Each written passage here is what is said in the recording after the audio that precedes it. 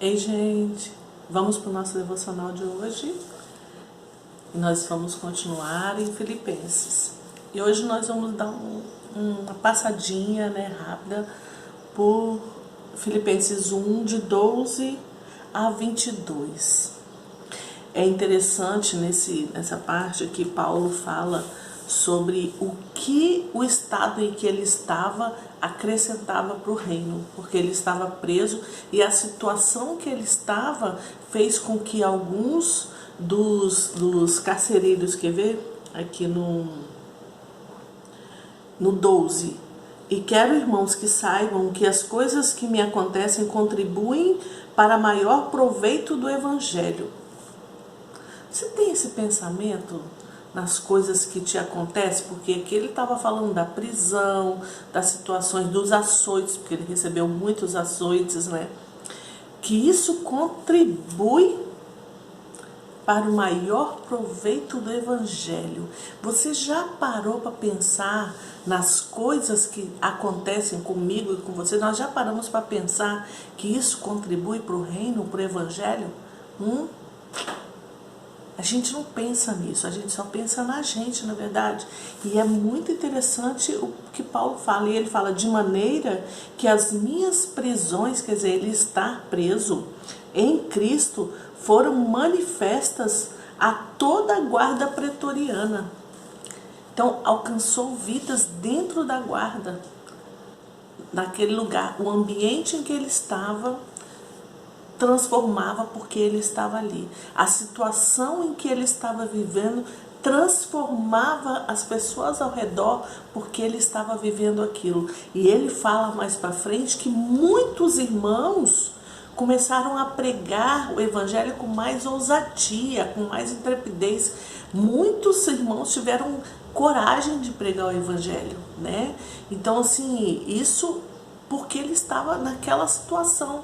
Aí ele fala uma coisa muito interessante também, que a gente vive nos nossos dias, que é, muitos começaram a pregar por inveja e ciúmes. Quer ver? Olha, aqui no versículo 15 diz assim: verdade é também que alguns pregam por inveja e contenda, mas outros de boa vontade. Então, naquele tempo já tinha pessoas invejosas, pessoas ciumentas e que faziam confusão.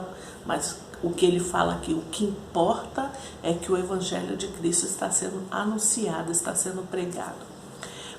As dificuldades que a gente passa, as dificuldades que a gente vai no nosso dia a dia, as nossas lutas, as nossas prisões, muitas vezes, a gente não fica preso igual Paulo, mas a gente tem outros tipos de prisões. Tem contribuído para o maior crescimento do Evangelho do Reino do Senhor Jesus?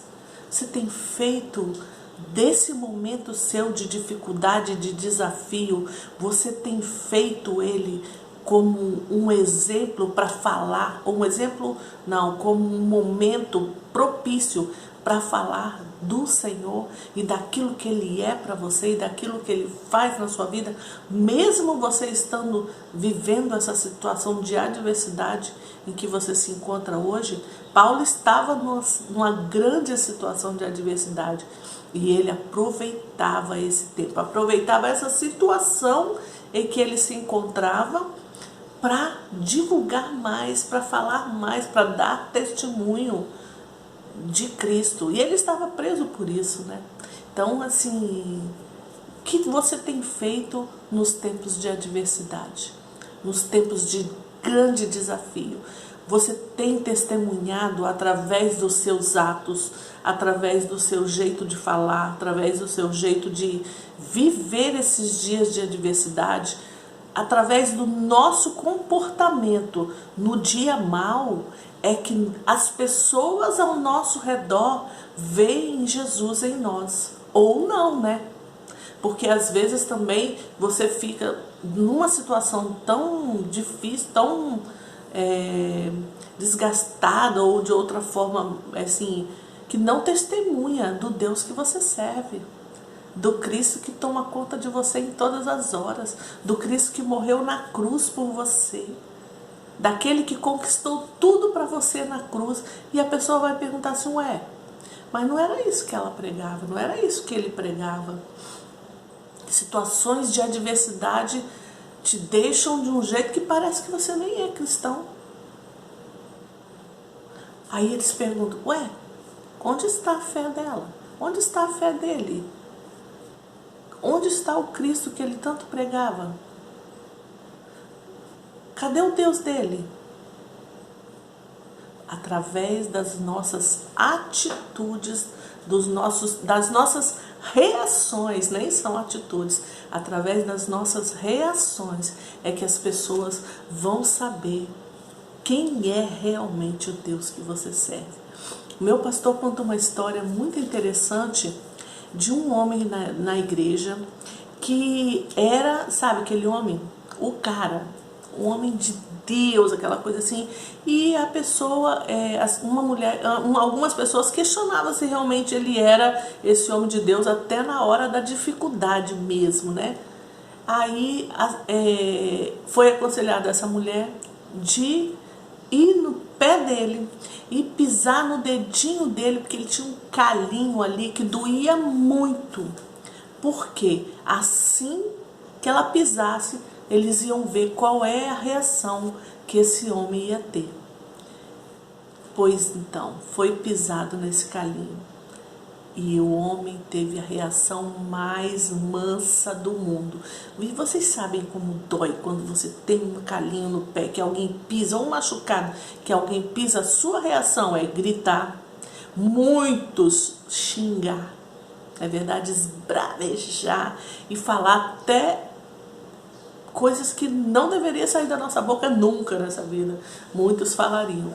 E esse homem teve a reação mais mansa do mundo. Mais mansa do mundo. E não gritou, e não esbravejou. Então, esse é o tipo de reação que as pessoas ao nosso redor, que a gente prega o evangelho, que a gente fala do amor de Deus, esperam da gente. Qual é a reação que você tem tido nesse tempo de adversidade, nesse olho do furacão? Ontem eu estava vendo uns vídeos sobre o furacão que chegou lá em Louisiana, né, nos Estados Unidos, e aí teve uma visão por cima do satélite, aí tem aquele olhinho do furacão, e o jornalista falando que o olho do furacão chegou em tal lugar.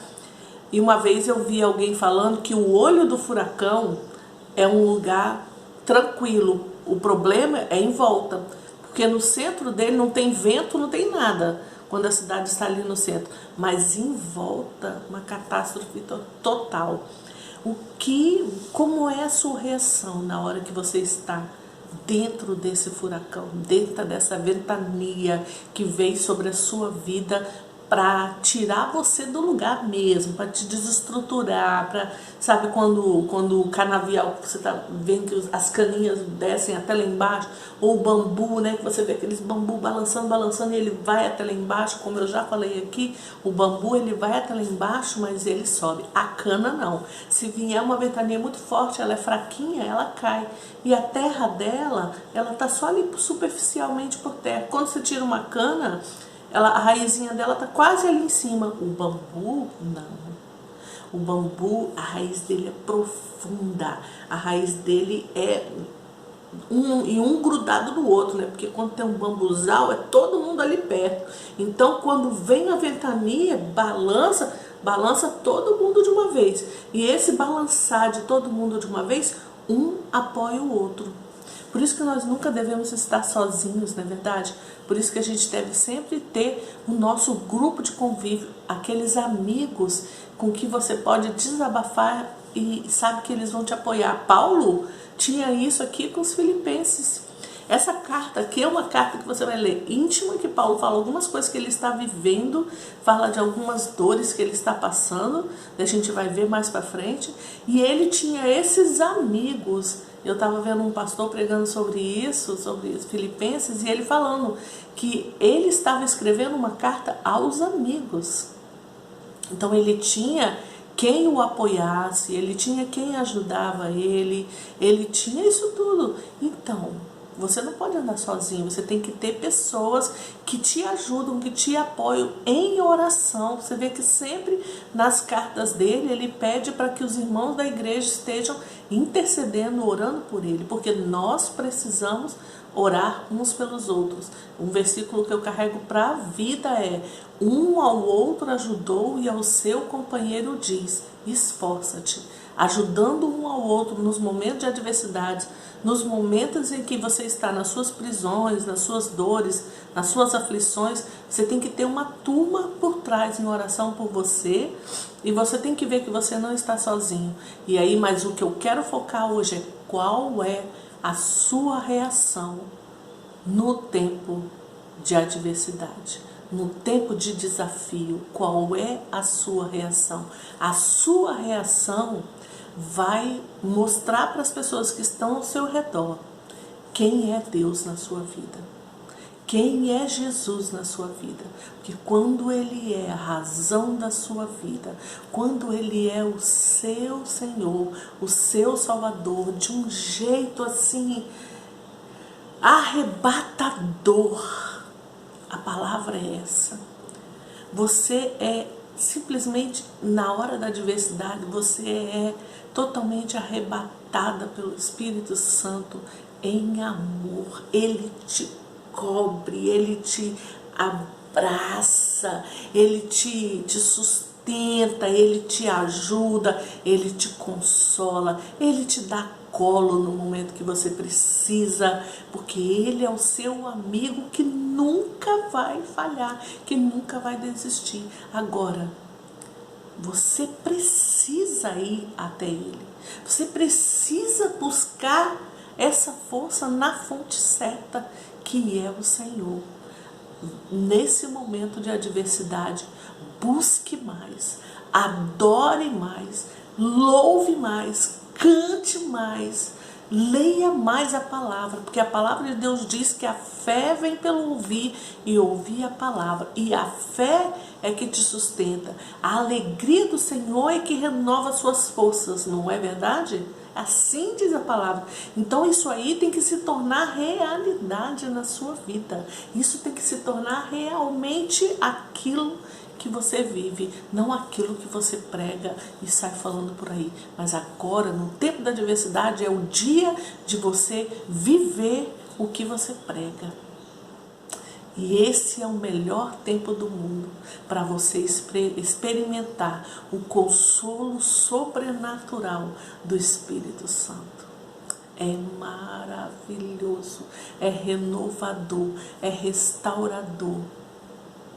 É a melhor sensação, o melhor sentimento do mundo. Estou falando do que eu vivi. Então, estou falando de experiência própria, de ser realmente arrebatado por esse amor, ser realmente abraçado por esse amor, de uma forma que você às vezes fica assim, uau, Senhor, que é isso que o Senhor está fazendo comigo? Experimente isso. Então, cuide e veja quais são as suas reações que você está tendo nesse tempo de adversidade. Seja como Paulo. O tempo de adversidade dele, de prisão, serviu com que muitos aceitassem Jesus, muitos conhecessem Jesus, muitos se rendessem aos pés do Jesus. É isso que está acontecendo com você? Feche os seus olhos para a gente orar. Muito obrigado, Senhor, por esta palavra. Muito obrigado por este dia de presente que o Senhor nos dá. Obrigado por esse ar que nós respiramos. Obrigado, Senhor, porque nós temos nossa casa, nossa família. Nós temos esses amigos com que Paulo fala aqui, que ele escreveu aos Filipenses, que eram amigos dele. Nós não estamos sozinhos, nós temos um ao outro como família do Senhor. E aqueles que estão aqui comigo, que se sentem sozinhos, que eles possam agora receber do Senhor esse esse vigor novo, essa força nova, que eles possam agora, em nome de Jesus, ver e sentir que não estão sozinhos, porque o Senhor, Espírito Santo, está com eles, que eles sintam o teu amor de uma forma sobrenatural sobre cada um que está aqui orando comigo agora, cada um que se sente desanimado, que se sente só, que se sente frustrado, decepcionado, triste, que se sente uma prisão. Cada um deles receba a libertação do Senhor agora, em nome de Jesus. Você não está numa prisão, você é livre, porque o Senhor Jesus te deu essa liberdade na cruz. Receba esse sentimento, essa certeza, essa convicção agora da liberdade que você tem. Nenhuma cadeia vai te deixar mais paralisado, nenhuma prisão, seja qual for, vai te paralisar mais, porque você recebeu essa liberdade em Cristo naquela cruz. Aleluia.